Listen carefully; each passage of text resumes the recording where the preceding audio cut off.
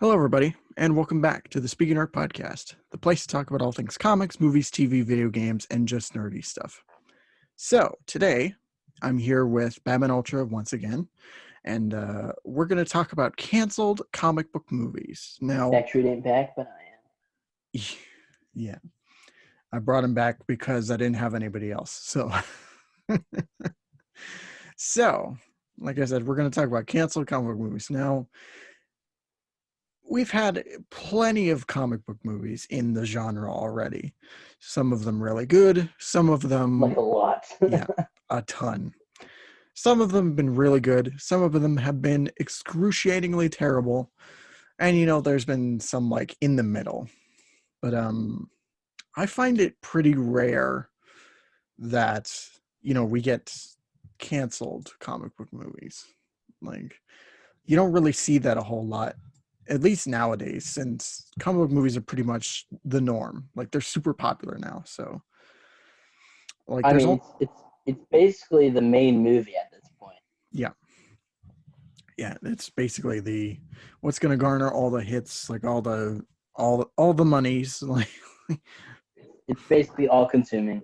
yeah. And there's like only maybe one movie I can think of off the top of my head that was canceled in today's light. But uh but over the years, in a time where the genre wasn't as it is now, like comic book movies back then, like they weren't really that popular. Not really respected, except for like maybe a couple cases. Like Tim Burton's Batman, I would say, is one of the few examples. Maybe also like Superman the movie, but most other things like general populace didn't So basically really, just DC. pretty much.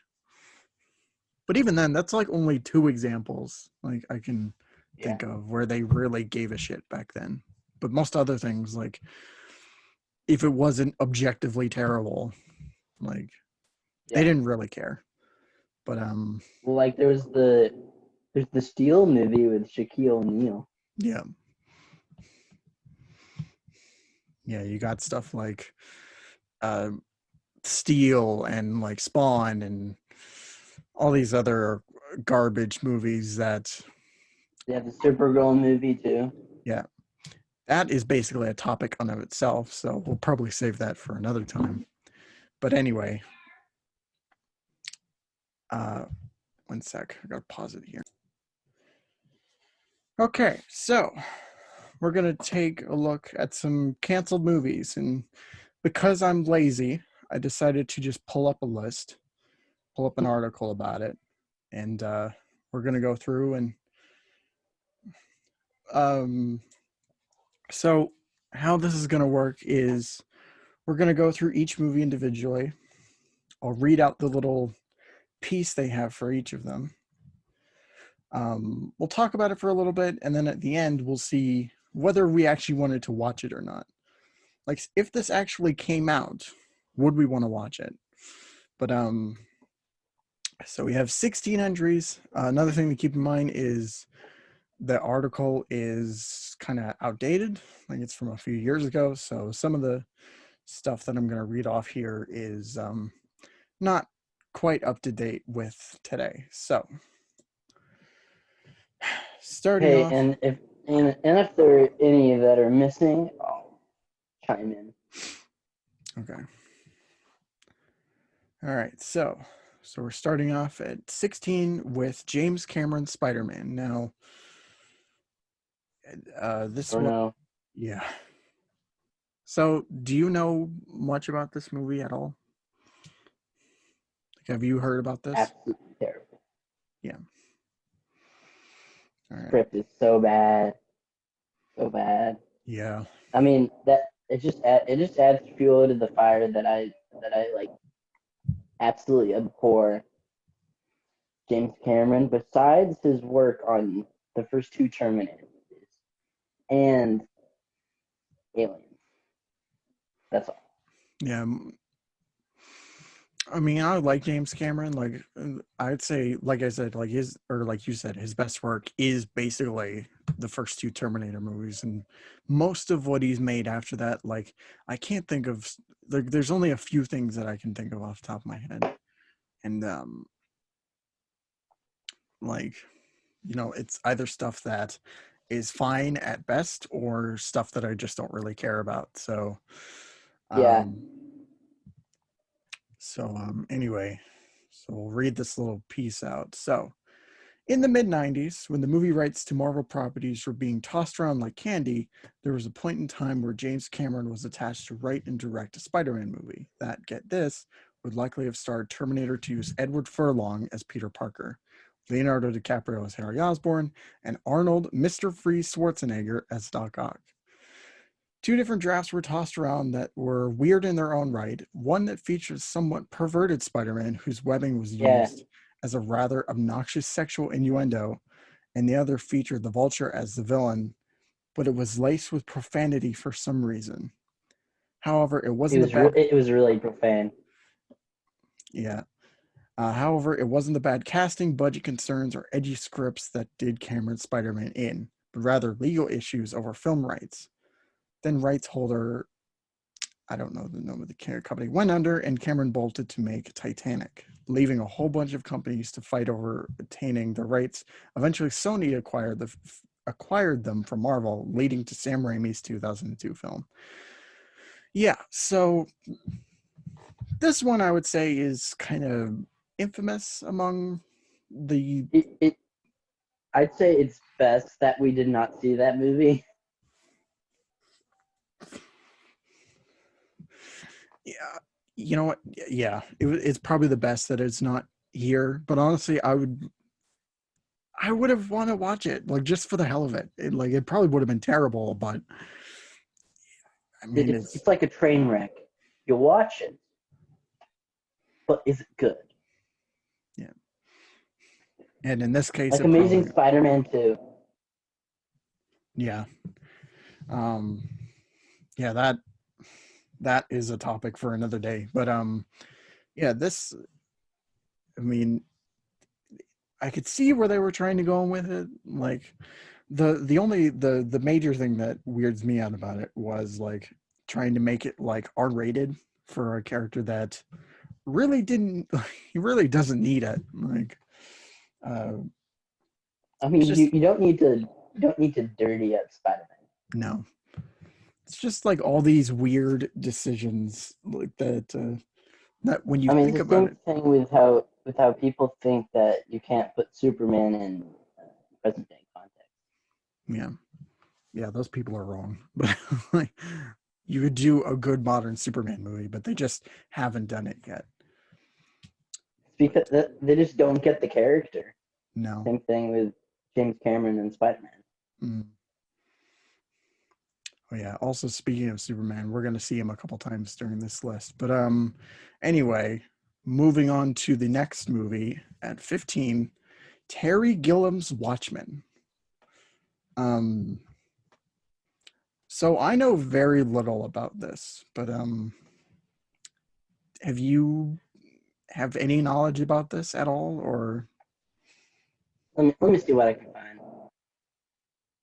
Okay. All right, let's get into this and see what the hell this movie is. And Okay. this is in 1988. That wasn't very long after the actual book. No. Yeah, the book came out like 86, 87. I want to say around there. It was in 87. Warner Bros. Acquired the film rights to Watchmen in 87, and Alan Moore was approached to write the film screenplay. Mm-hmm. When Moore declined after feeling he was not up to the challenge, Ham was offered a chance to adapt the script. Yeah. Wait, was this the same name? Sam Hamm, the same guy that. Sam Hamm, he worked on. I know he. With the Tim Burton Batman movie. Yeah, I was about to say. Okay, getting into the piece here. It says Zack Snyder gets a lot of credit for achieving the seemingly impossible and making a pretty decent adaptation out of Alan Moore's masterwork Watchmen. But it turns out that part of the reason Watchmen earned that reputation is because it spent nearly 2 decades in development hell before Snyder even ever touched it. Terry Gilliam was attached to direct the project in the 90s, and based on the account of producer Joel Silver, it would have been a strange beast indeed, with an ending that differed so heavily from the source material that it essentially rewrote the entire Watchmen mythos. Gilliam would eventually depart after deeming the whole thing unfilmable, leaving the door open for Snyder to come in and save it from Terry Gilliam's of this world. Yes, this is something Snyder actually said. Okay, What? could I read you some of the differences from the comic book? Yeah, we can get into that. There's only just a little bit of this left, so I'll just finish this off. Okay. Something Snyder said, but considering this is the same man who decided to kill off Jimmy Olsen in Batman v Superman because it was a fun thing to do, it's nothing really all that surprising. Okay, so let's get into what you were going to bring up, which is differences between this and the comic. I mean, the script sounds closer to the original than Snyder's movie is, but it's still not close enough, I don't think.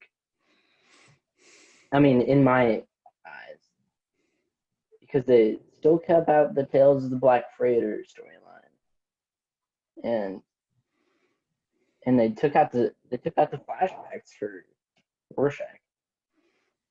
Mm-hmm. Which is my problem with both adaptations. Well, the one that wasn't actually adapted and the one that was. I still feel though with Snyder's Watchmen, it had like a majority of the like essential bits. The only thing that was the only two things that really changed were the ending and that, you know, everyone just had superpowers for some goddamn reason. I don't like that they changed the ending. Yeah, no. Yeah, it's such a weird decision after reading it. I mean, it's just, I mean, you did all this other shit, so why not just keep? And the main thing that bothers me about that is that he wanted to keep it as close to the book as possible. So, and that's the opposite of doing that. Yeah. Like if I were to make a Watchmen movie, I mean, I don't think I'd really change anything. Yeah. I mean, like pretty much all of it works in a film context. Yeah. Yeah, I'm sure that all of it could have worked as a cohesive movie, but we'll probably never see that now since well, Yep. Yeah. Anyway, moving on. Tim Burton's Catwoman. Now, here's the thing. I knew that they were making, or they talked about doing a Catwoman movie with Michelle Pfeiffer. I just didn't know that it would be from Tim Burton. Oh yeah, it was going to be a spinoff of Batman Returns. Yeah.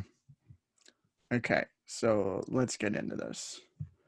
Although it's fondly remembered as the last good live-action Batman film prior to Batman Begins, Tim Burton's Batman Returns didn't do well at the box office as Warner Brothers had hoped, prompting the studio to go in a decidedly more lighthearted direction with 1995's Batman Forever. One of the highlights of Burton's film was Michelle Pfeiffer's facetious portrayal of Catwoman, who for some unfathomable reason wasn't asked to return for Batman Forever. It turns out that this was because there were plans to give Catwoman her own movie. Batman Returns screenwriter Daniel Waters was hired on to pen the script, and Burton seemingly was on board to direct. Ultimately, Burton left the project, but Waters turned in a finished script by 1995. Unfortunately, this was the same day that Batman. I would have wanted to see this. Yeah. Same day that Batman Forever hit theaters, where would it eventually become the highest grossing film of the year. Understandably, Warner Brothers was not in a rush to pursue another comic book film with a darker turn, and the project was shelved until almost a decade later when Halle Berry was cast in the role, and we all know how that turned out. You know what? Actually, yeah, I'm in the same boat. I would have loved to see this too, but Good. I mean, even though that portrayal of Catwoman, like, there's some little issues I have with it. Like, it was still the best thing about Batman Returns, and it would have been great. I personally love Batman Returns for what it is. For me, I like it just because it's a very like weird, zany, dark movie. Like, not because it's really that good. I mean, like, it feels really tragic. Like, it feels almost Shakespearean. if you want to put it that way, sure. But in regards to Batman, because it feels like a tragedy. Yeah. And I really like how it's made too. Yeah, one of my favorite things about it is like it has a very like good like visual aesthetic. Like to me, it looks better than the first Batman movie just by pure aesthetics alone. But Obviously.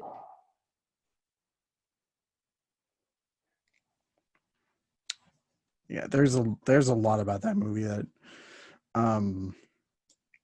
that I could get into another time. But we should probably move on to the next one. Yeah. Okay. So, at 13, Tim Burton's Superman Lives. Yes. With Nicolas Cage. Oh my God, this. Oh. I fought for truth and justice, and the man can win. We'll get into it, but okay, it says okay. Pretty much everyone knows about this one because it's so infamous, but it's still worth highlighting because the idea that there's almost a Superman movie starring Nicolas Cage is always worth talking about. For those who don't know, Superman Lives was a title of the canceled Superman movie from the 90s that would have been directed by Tim Burton and starred Cage as the title role. Villains such as Brainiac, Lex Luthor, and Doomsday were included at one point or another in various screenplays written by Wesley Strick and Dan Gilroy. The wild thing about Superman Lives is that it came so close to taking flight, as the photos that surfaced back in 2009 featured Cage wearing a Superman costume show that Warner Brothers was taking the project seriously. The problem was that the production was a giant mess even before Burton came on. Fun fact, Kevin Smith penned a script for that rejected the idea of Burton being the director, which My boy, Kevin Smith. Yeah. Which ironically got Smith fired once Burton did sign on. The project hit a snag in 1998 when Burton left to make Sleepy Hollow. At this point, $30 million had already been spent on the production.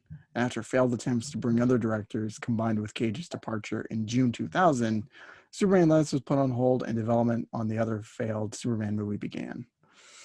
Yeah, there is a lot you could say about this movie. And if you want a really good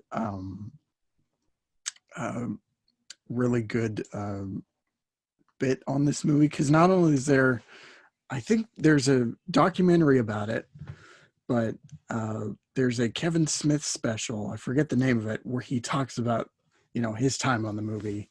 And it is one of the funniest things, and it's also one of the saddest things. But honestly, I would have watched it, but I would have watched it like once. Like, this is the kind of movie where it's like, dude, I would have watched it every day just to see Nicolas Cage wearing the Superman suit fight a giant spider robot. Yes, and the possibility of him fighting alongside Michael Keaton. Yeah, it would have been interesting to see that, but Run it.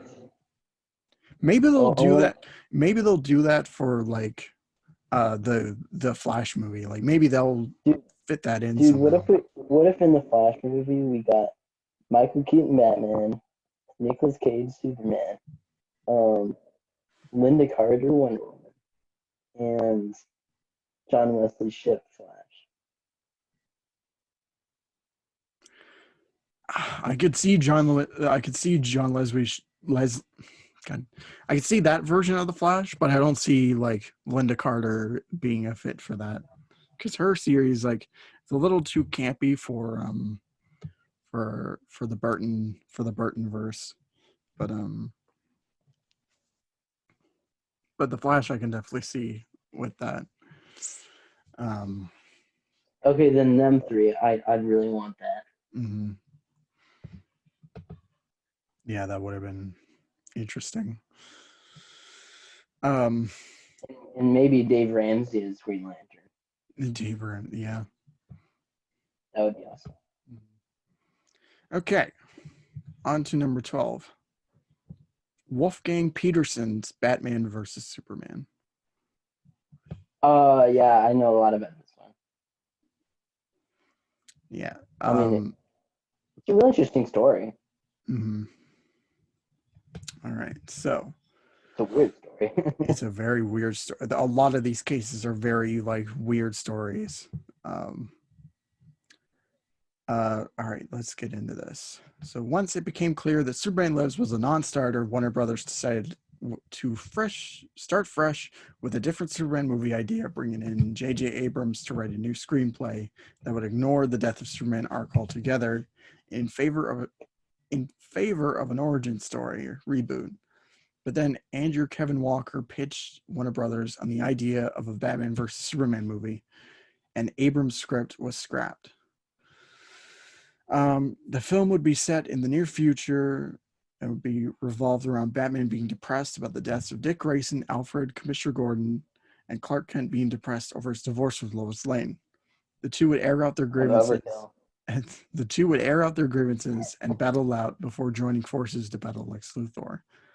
Uh, Ironically, future Batman Christian Bale was approached by director Wolfgang Petersen to play Superman. Eventually, Warner Brothers canceled the project so that they could focus on making individual Superman and Batman projects. And another ironic twist, the studio was spurned to make this decision by the new script from Abrams for Superman Flyby, yet another Superman movie that would fail to get off the ground. Um, this for me is interesting, but I don't know if I actually would have watched it. I would not. I just don't want it. No, Not great. Not great.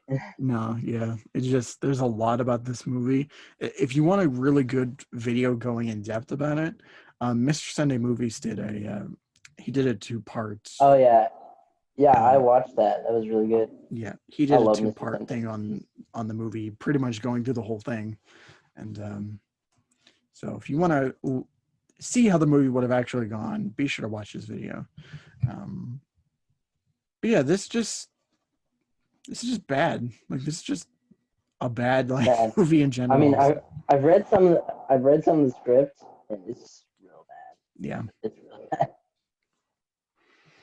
Yeah, it's just to me it just seems like a whole bunch of nonsense. So Yeah, it has a pretty nonsensical plot yeah. or lack thereof. Well, I mean, we did eventually get a Batman vs Superman movie, and god damn it. I I, I think I like the Batman versus Superman we got I mean, it's still more not than great, but the one that we didn't. It's better. it's entertaining for sure, but it's not good. All right, next up, Superman Flyby, um, which they just mentioned in this last one. Uh, So don't even Don't even talk to me about this one. So, getting into So it, bad. started development in 2002 based on a script from J.J. Abrams. Flyby would have been an origin story that ended with Superman flying off to Krypton in a spaceship. Brett Ratner, who would later go on to direct the much maligned X-Men Last Stand, was attached to direct, with Christopher Reeve serving as a project consultant. A long and exhaustive search for a lead actor began, although Reeve advocated for an unknown to play the part. Ratner approached the likes of Jude Law, Paul Walker, and Brendan Fraser to play Superman.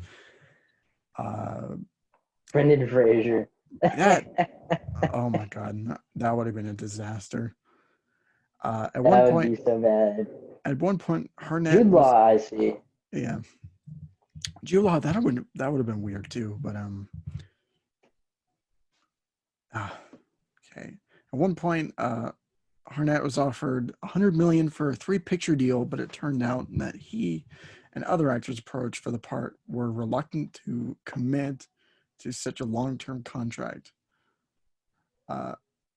No star wants to sign that, Ratner is quoted as saying at the time. But as much as I told Jude and Josh my vision for the movie, I've warned them that the consequences of being Superman, they'll live with this character for 10 years because I'm telling one story over 3 movies and I'm planning to direct all 3. If the first is as successful as everyone suspects. Oh man, this is long. Ratner ended up dropping out in March 2003, primarily because of the casting process was taking too long, prompting Warner Brothers to bring McG on to direct. That partnership would eventually fall through when McG understandably refused to shoot in Australia because it was inappropriate to try and capture the heart of America on another continent. Though he later admitted his fear of flying that made him reluctant to make the trip down under. Although Abrams would later lobby to direct the script he wrote, that would be decided to hire on Bryan Singer to replace McG, which led to making 2006 Superman Returns. Oh boy. So yeah, this is another case, just like the last movie we talked about, where it's just bad. Like there's nothing about it that makes me want to see it. The script is absolutely terrible. Yeah, I mean, it really shows me why I'm not a big fan of JJ.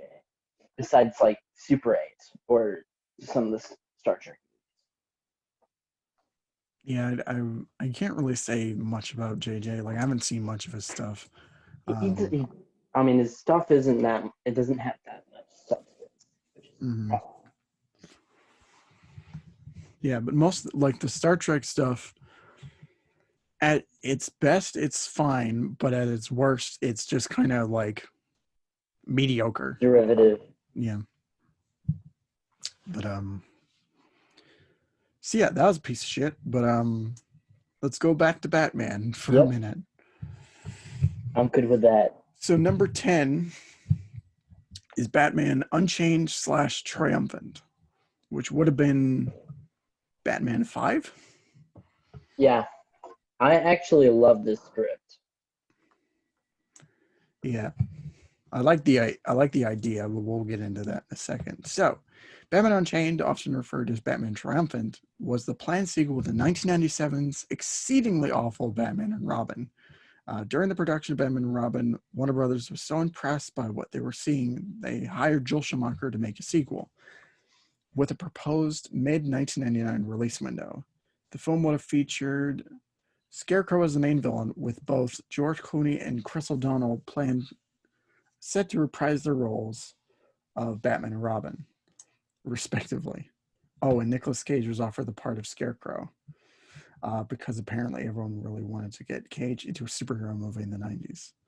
Of course, then Batman and Robin was released, prompting George Clooney to vow never to play Batman again, and the proposed sequel was ultimately scrapped, leading Warner Brothers to pursue a whole bunch of potential Batman movies until Christopher Nolan finally came in and saved the franchise. So this, has a really interesting idea, and I actually, despite Joel Schumacher's Batman movies, like I still want to see this. I still want to see this happen in some way. Um, Yeah, I mean, I personally think it's an amazing script, and I'm really sad that we didn't get it. yeah, yeah. I mean, I can't blame them though. I mean, especially like George Clooney, because goddamn, Batman and Robin is He looks like Bruce Wayne. yeah, he definitely fits the part of Bruce Wayne. Like, um, there's Like after watching him in ER, mhm, I can see how great of a Batman he could have been. he could have been, but there's just a lot about Batman and Robin that just kind of ruined that. Hard to wash out of your eyeballs. I mean, besides Scarecrow for this movie, like you got Harley Quinn that would have been in there, and a whole sequence of Batman like facing his fears of like the other. It would have been like the other villains coming back, like Joker, Penguin. Yeah, which would have been the most expensive scene in cinema. Yeah, yeah, but yeah, I would have loved to see that because that sounds like on paper that sounds really awesome, but it didn't happen unfortunately. And, Yeah, uh, but I mean, like I said, we got Christopher Nolan in like a few years, so that's pretty good. Okay, so next up, I true think that. I think for the next like few of these are just Batman movies. Okay, number 9, Batman Beyond.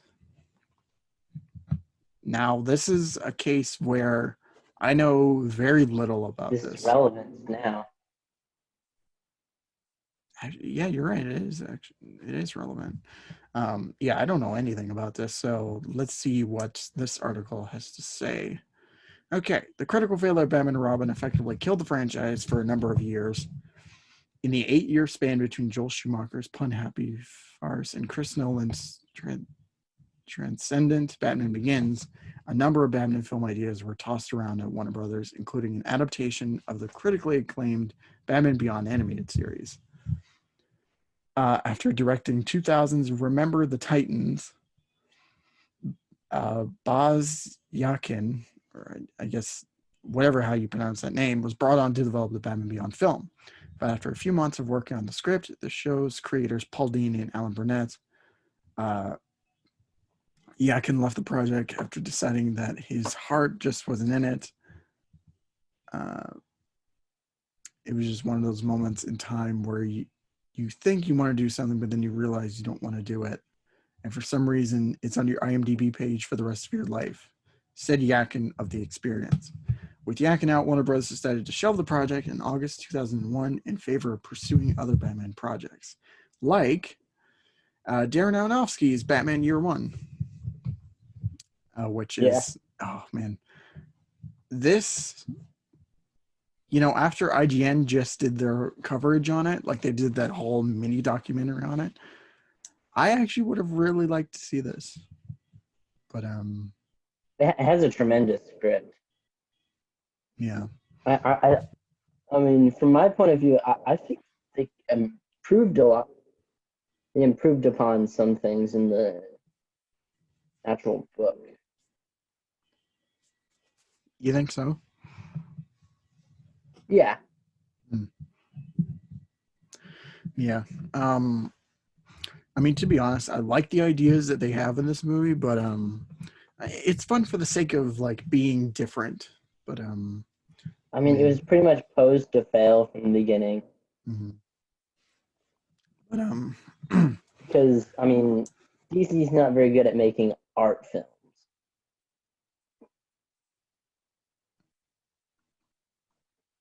uh, yeah. Mhm.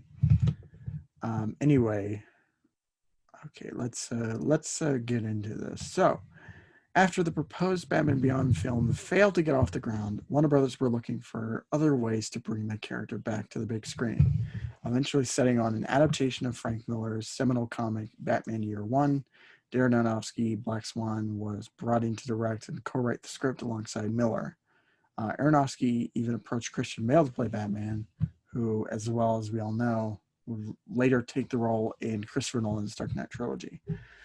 Problems began to rise when Aronofsky started straying too far from the source material. At the time he spoke these changes enthusiastically. It's somewhat based on the comic book.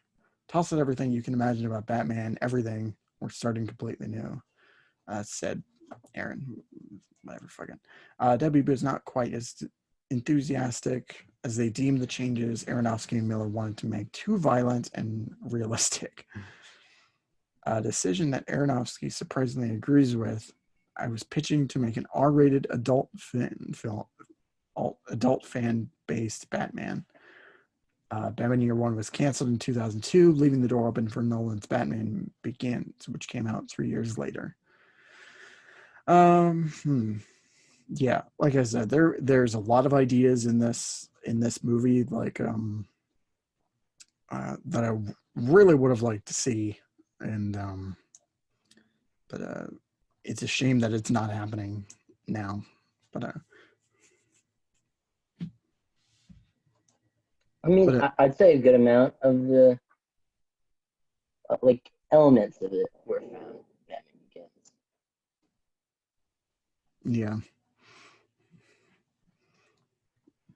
Yeah, that's true. Yeah, not really much else to say about this. Like, it's an interesting idea, and there's some concept art for it out there if you want to see it. But yeah. Anyway, moving on. Peyton Reed's Fantastic Four. I don't know anything about this actually. Like I just did not know this existed. Yeah, I just learned about it when I found this article. So I'm curious to see what they have in store for us when we read it. Okay, so long before he helped bring Ant-Man to the big screen, director Peyton Reed pitched a Fantastic Four movie to Marvel that would have been like a hard day's night, but with superheroes. It was even rumored to be set in the 1960s. According to screenwriter Duff Padre, sorry for mispronouncing that, the film would have been set after the team had already been established and would have been revolted around them struggling as a family unit and with being the biggest celebrities in New York City. As for casting, there were interests in Alexis Dizoff as Reed Richards. Man, what's with actors having these impossible names to fucking say? So Alexis is Reed Richards, Charlize Theron as Sue Storm, Paul Walker as Johnny Storm, and John C. Reilly as the voice of Ben Grimm / The Thing, and Jude Law as Dr. Doom. Reed eventually left the project over creative differences, but as a huge fan of the Fantastic Four comics and characters, Reed would potentially have some involvement in a future revival if the deal ever reached with 20th Century Fox to bring Marvel's first family to the Marvel Cinematic Universe fold.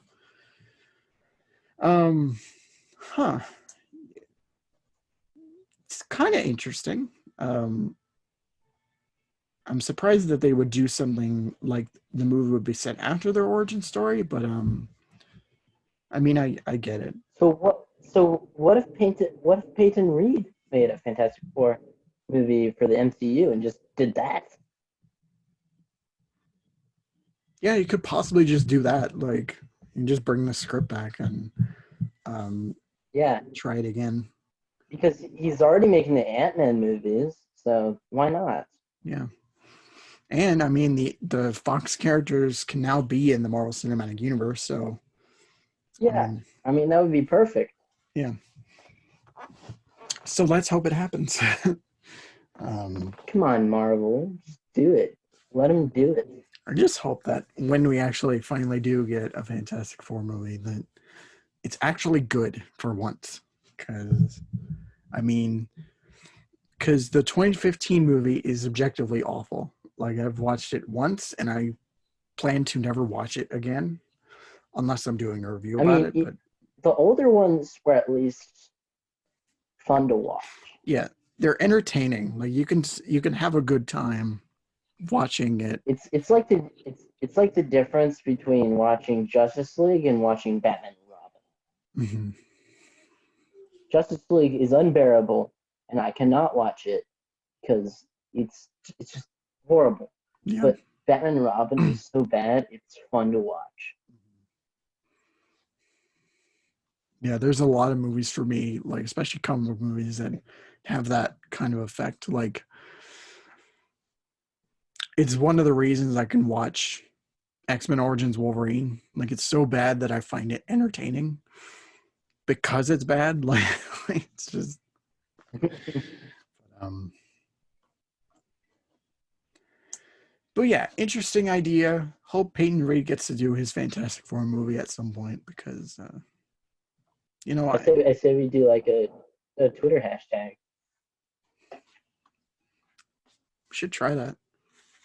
Whenever there are talks Let about Reed let Reed do F4.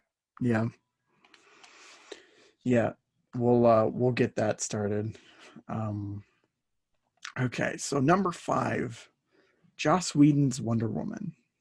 Now, I know some things about the movie, but it's very like my knowledge about it is very little. But what do you know about this movie?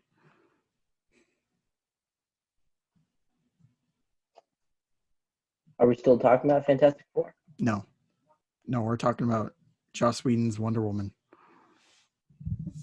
Oh, um, it's I can't say anything else besides saying it's bad because It's it's basically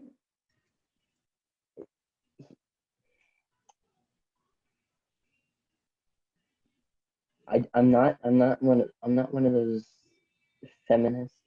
I'm not a feminist, obviously, mhm. but that script is like the most misogynistic thing I've ever read. Yeah, from what I know, it's just Like it's like ultra objectification of mhm. All right. Getting into it. Uh, it's taken far too long for Wonder Woman to get a movie of her own. All that will change. Yeah, this is just talking about Wonder Woman, like the movie that came out. While may some find it strange that it's taken so long for Wonder Woman to get made, none other than Avengers writer and director Joss Whedon was tasked with bringing the Princess Diana to the big screen over a decade ago. In 2005, Whedon was hired to write and direct a Wonder Woman movie, but would leave the project 2 years later due to creative differences and a breakdown in communication between him and the studio. For his part, Whedon was firmly on board with the film, but claims that no one seemed to. Wait, what? Claims that no one seemed to. How? What are you doing, article? What's. No one had an interest. It's so written weird. Like, I think there's a spelling error in here, but whatever. Uh,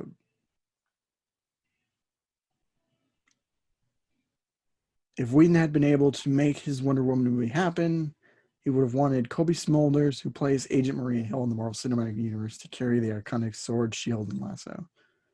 Um, hmm.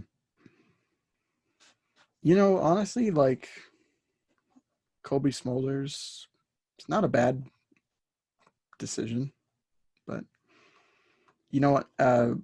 Honestly, I'm just glad this movie didn't happen, and we got uh, the Patty Jenkins movie because goddamn. Gal Gadot. Mm-hmm. It's amazing. I can't wait for 1984. Me too. I'm just so glad that this atrocity was never made. Yeah. Sorry, I have very strong very strong feelings towards this. Definitely sounds like it. So let's move on and not talk about this movie ever again. And instead, let's talk about X-Men Origins Magneto. Um, so I have some idea on this project. What I know mostly is that most of the ideas from this carried over into First Class, but that's it. Everything else, like, don't know a single thing. But what do you think? Would you have want to see a Magneto origin movie?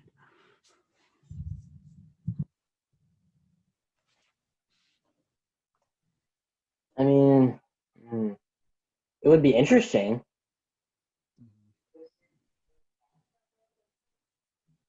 Yeah, I'm not sure if I want one, but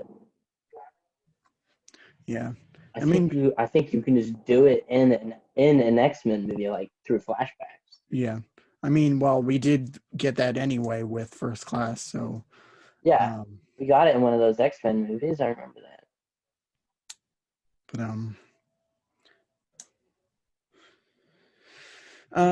but yeah, I mean, with how good like Ian McKellen was as Magneto, like I'm also a big fan of Michael Fassbender. Fassbender. I love Fassbender. Yeah, I want some more Fassbender. I really wish that they just bring Fassbender to the MCU. yeah, he's the only him and James McAvoy are the only like ones Yeah, to yeah. carry I over. want McAvoy and Fassbender to stay. I want them because we didn't get enough of them. Me, I mean, I disagree on that, but I mean, they had plenty of time in the X-Men movies that they got. Maybe not like not Dark Phoenix, not Dark Phoenix as much, but like they were still prevalent, like still like there in a large degree. But Well, I anyway, just mean I want more. yeah, I yeah. like Kai Sheridan too. He was good To me, he was as just boring. Like Cyclops. to me, like yeah, to me, he He was just didn't. kind of They obviously didn't give him really any time to actually have any character depth no. because he wasn't like Cyclops. Because apparently everybody hates Cyclops because Even the he always gets the shaft. yeah, everything's about Wolverine. Okay, getting into it. Although Fox has so far made X-Men spin-offs focused on Wolverine, they had plans for a Magneto movie as far back as 2004. Uh, in that year, Intriguing. Sheldon Turner was hired to draft a script for an X-Men spin-off and came up with Magneto, a prequel that he pitched to a studio as The Pianist Meets X-Men. Uh, writer David S. The Goyer, what? The Pianist. What's that? I don't know, some movie, I guess. So David S. Goyer was hired to direct in 2007, and it looked like Magneto was a sure thing. Then X-Men Origins Wolverine failed to make as much of an impact on the box office or with critics as the studio had wanted, prompting Fox to fold parts of the Magneto script into Matthew Vaughn's X-Men First Class.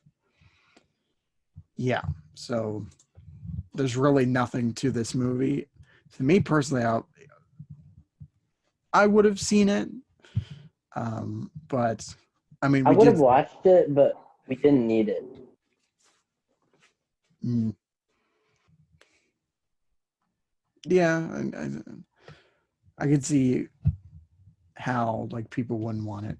Personally, I would want it because Magneto is like one of the best parts of the X-Men, the original X-Men trilogy. But um, uh, But yeah, obviously. I mean, I just wonder what point of his life are we doing?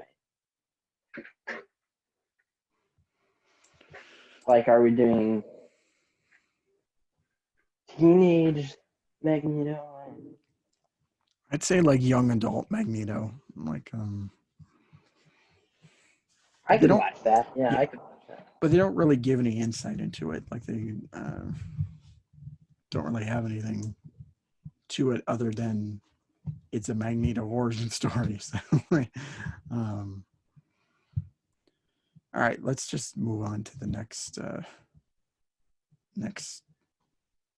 next movie. So, uh, Daredevil, another Daredevil movie was going to be made, and it was going to be R-rated. With From one, with with Ben Affleck. I don't think Ben Affleck was planned for this. Well, anyway, we'll just read it. So, while Marvel's Netflix partnership has gifted us 2 seasons of a surprisingly good Daredevil TV series in recent years, yeah, Surprisingly, yeah. Well, that the article says it's surprisingly good, but that hurts. Daredevil is one of my favorite Marvel characters. yeah, mine too. Okay. Anyway, Daredevil's he's the best. Sorry. yeah, like honestly, the one of the best Marvel characters and the best thing that come out of the Netflix TV shows. But yeah. Okay. So director Joe Carnahan came close to giving The Man Without Fear another shot on the big screen just a few years ago. Planned as a trilogy set in 1973, 79, and 85, respectively. Carnahan's Daredevil trilogy would have tried to capture the grit and grime of the 70s and 80s New York City, as evidenced by the scissor reel he released as a short proof of concept. Carnahan also wanted music to play a big role, as each installment envisioned as having its own musical identity based on popular music of the time. Unfortunately, before Carnahan can really get it rolling, the Daredevil movie rights reverted back to Marvel from 20th Century Fox. Um,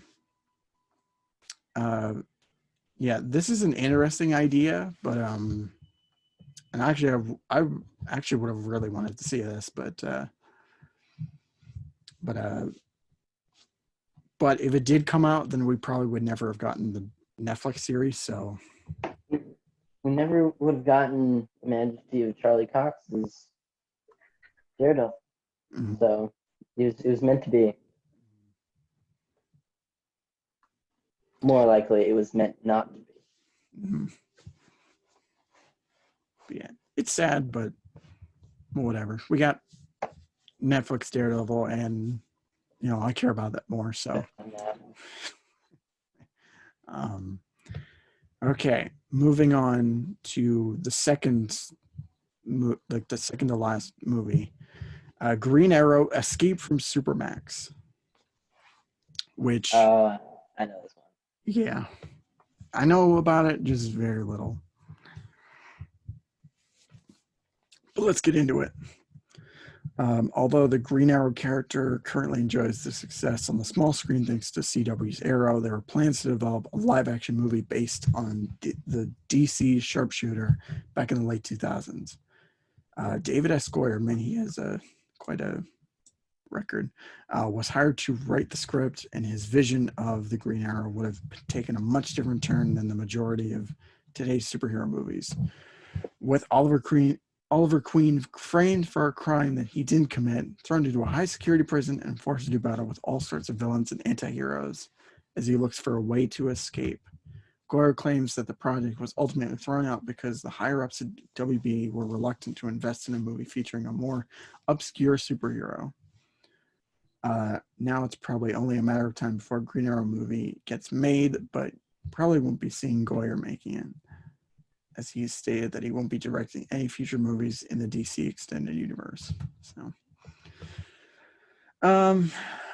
to me, this is an interesting idea, and I'd probably want to watch it, just as like maybe a once kind of thing, but because I feel like David, it was kind of implemented in Arrow season 7.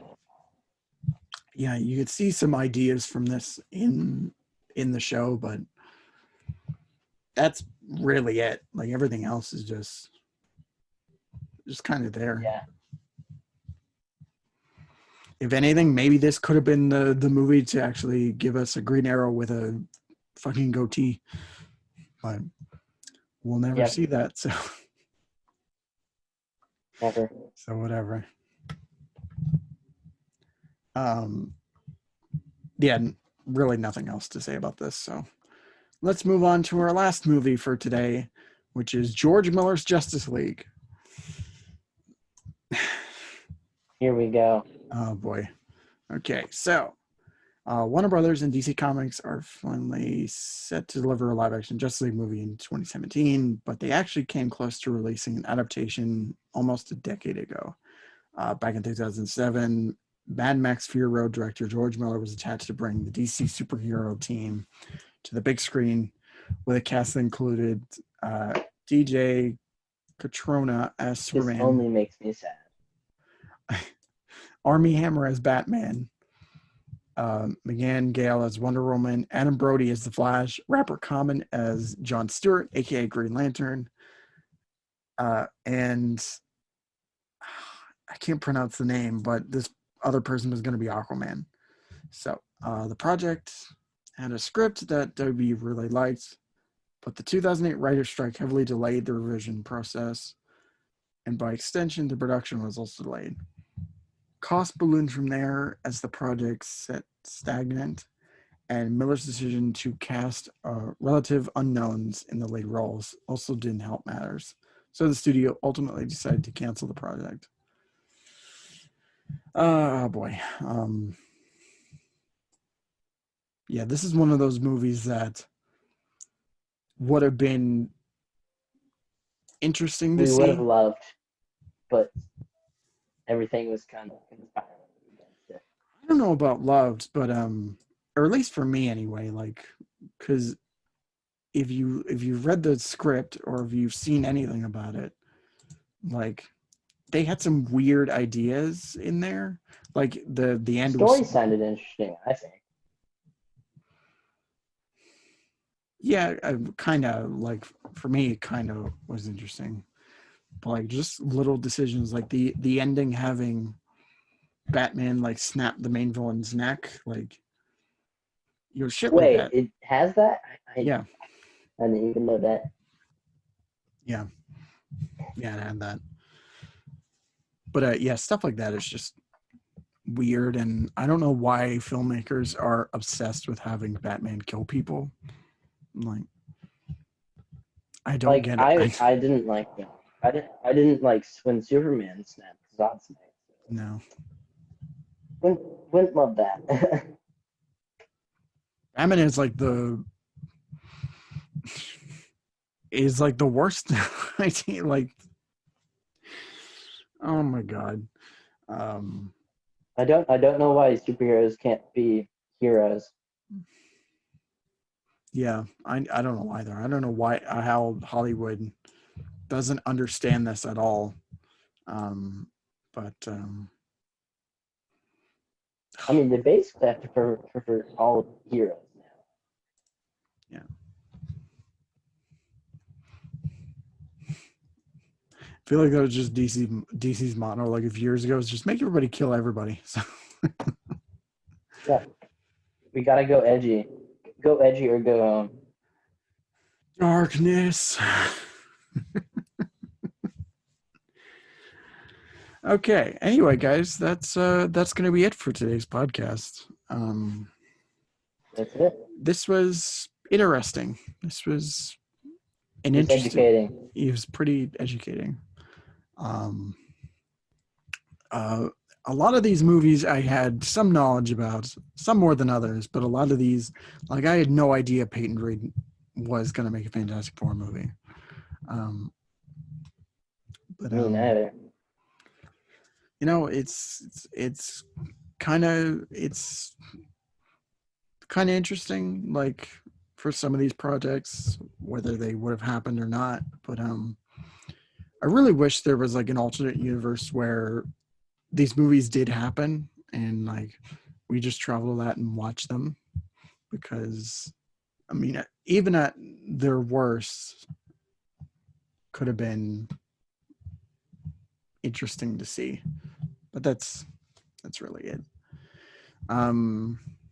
Anyway, guys, I hope you enjoyed today's episode. I want to thank Batman Ultra for joining me once again. Links down below to his YouTube channel, and yeah. But anyway, guys, don't forget to like, comment, subscribe, share, all that fun stuff. Links down below to And come back. Yeah, come back, subscribe, Same do all bad that. time. Yeah. Same bad channel. We'll see what next week's episode is. Something Yeah. crazy. Anyway, follow me on Pretty everything. wacky. Follow me on everything. Have a good night. Take care. See ya.